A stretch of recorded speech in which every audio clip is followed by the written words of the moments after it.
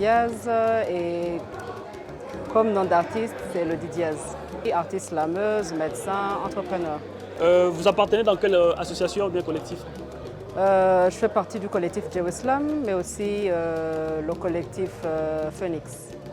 Qu'est-ce qui vous a inspiré de créer le Vuga Slam Festival?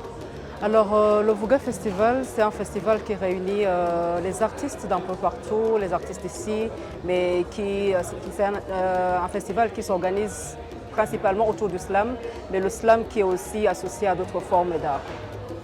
Quels sont les objectifs principaux du festival en termes d'impact culturel et artistique? Les objectifs de ce festival Vuga, ça a comme pour objectif de donner la libre expression aux artistes, aux jeunes de s'exprimer, mais aussi de réunir les différentes cultures.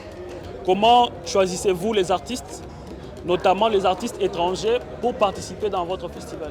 Alors les artistes étrangers, ils participent comment? On fait un appel à candidature. Chaque artiste qui veut vraiment y participer dépose ou envoie son dossier. Et après, il y a un comité qui est là pour étudier chaque dossier afin de sélectionner ceux qui peuvent y participer. En quoi la présence des artistes étrangers enrichit l'expérience et la diversité du festival Vuga?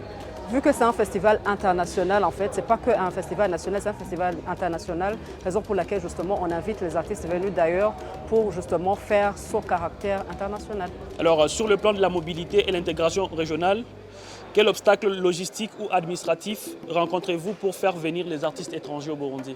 Comme je le disais tantôt, c'est justement un problème de logistique, un problème financier en fait, qui fait en sorte que justement des fois on ne peut pas arriver à déplacer tous les artistes qu'on veut inviter.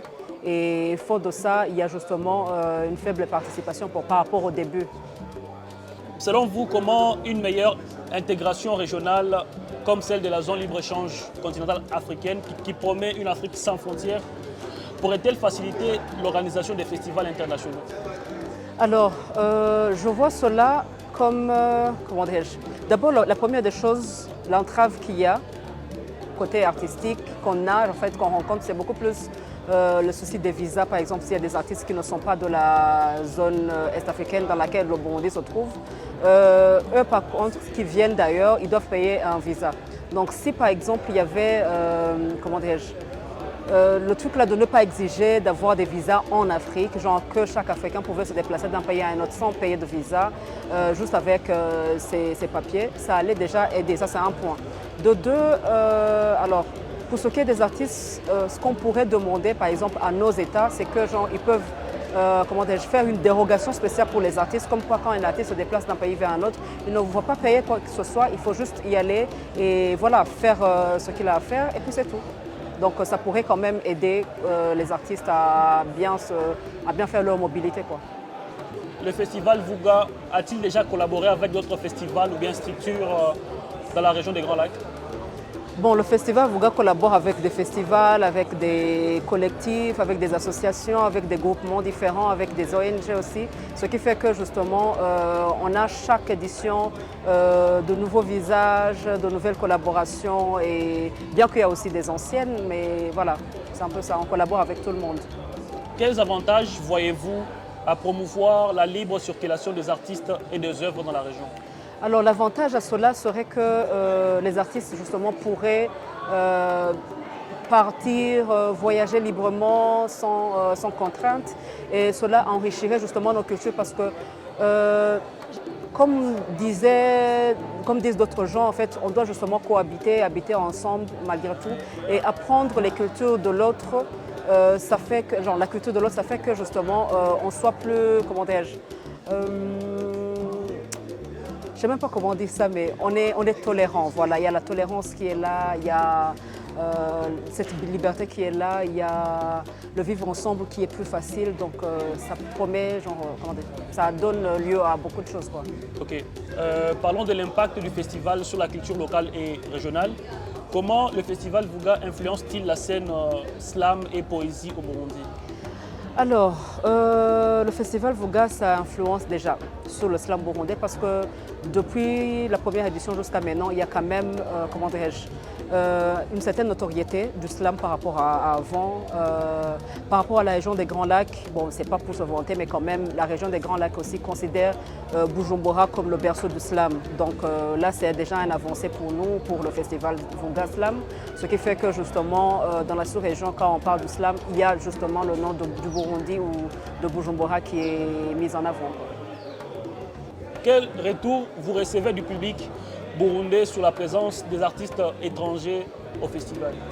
Bon, déjà, le public burundais, c'est un public chaleureux, c'est un public bienveillant, ce qui fait que justement, les Burundais déjà accueillent bien les étrangers. Quand ils sont ici, ils se sentent très bien, bien que des fois, il y a des artistes qui peuvent venir que les Burundais ne connaissent pas, mais quand même, si on annonce qu'il y a tel artiste qui va venir, il y a certaines personnes qui vont justement sur les réseaux sociaux de cette personne pour découvrir ce que la personne fait. Et dès que la personne vient au pays, en tout cas, la personne ne va pas aller sur scène et parler seule. Il y aura toujours un public qui sera là pour justement lui montrer que voilà, le Burundi est accueillant, les Burundais sont chaleureux et bien l'accueillir, quoi. Comment utilisez-vous le festival pour promouvoir le message d'unité et de collaboration africaine? Bon, ça passe justement via les thèmes, les différents thèmes qu'on explore pendant le festival, ce qui fait que justement, en fait, on touche à beaucoup de choses, on touche à beaucoup de thèmes. Et ça passe via principalement ce slam. Parlons de la vision d'une Afrique sans frontières. Comment voyez-vous le rôle des festivals dans la promotion d'une Afrique sans frontières? Alors, un festival, c'est un truc qui n'est pas personnel. Ce n'est pas un truc qui est censé justement être vu par une seule personne ou soit par une seule entité. C'est un truc qui est ouvert. Comme notre festival Vunga, c'est un truc qui est ouvert à tout le monde. Et comme on invite aussi des artistes venus d'ailleurs, il y a justement des fois où il y a des personnes venues de ces pays-là qui les accompagnent. Donc ça montre déjà le fait qu'un festival, c'est un truc ouvert, qui peut voyager, qui peut... Voilà, c'est pas un truc statique en fait. Quel changement espérez-vous voir pour faciliter la mobilité des artistes dans la région? Bon, le changement, c'est ce que je disais tantôt, avoir une mobilité facile des artistes, beaucoup plus de production et de diffusion de leur production, de ce qu'ils auront donné, quoi. Pensez-vous que le festival Vunga Slam peut servir de modèle pour les initiatives similaires en Afrique?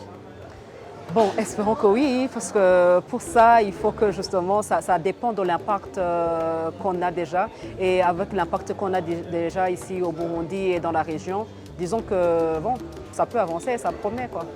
Quels sont vos rêves pour l'avenir du festival Vunga Slam et son rôle dans une Afrique intégrée?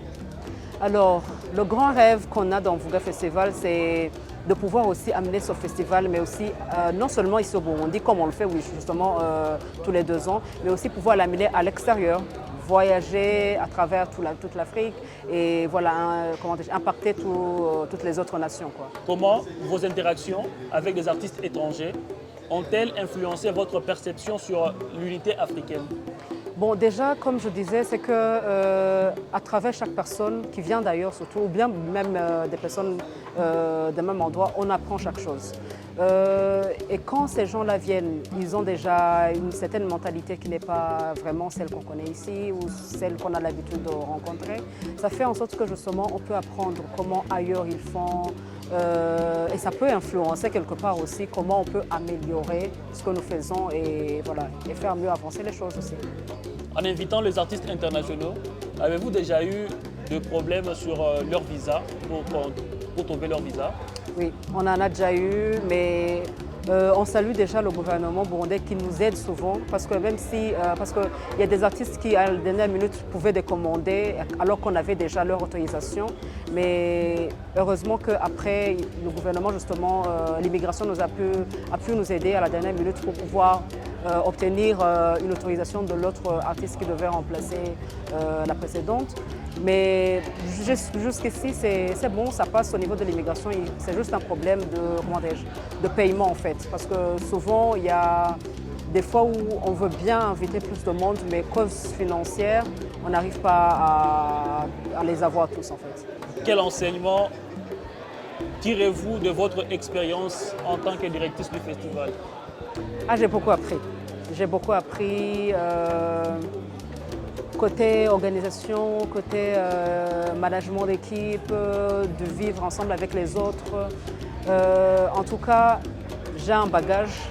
Je remercie déjà les membres du collectif de Islam qui m'ont justement accompagné sur ces dernières éditions, lesquelles on a organisées ensemble.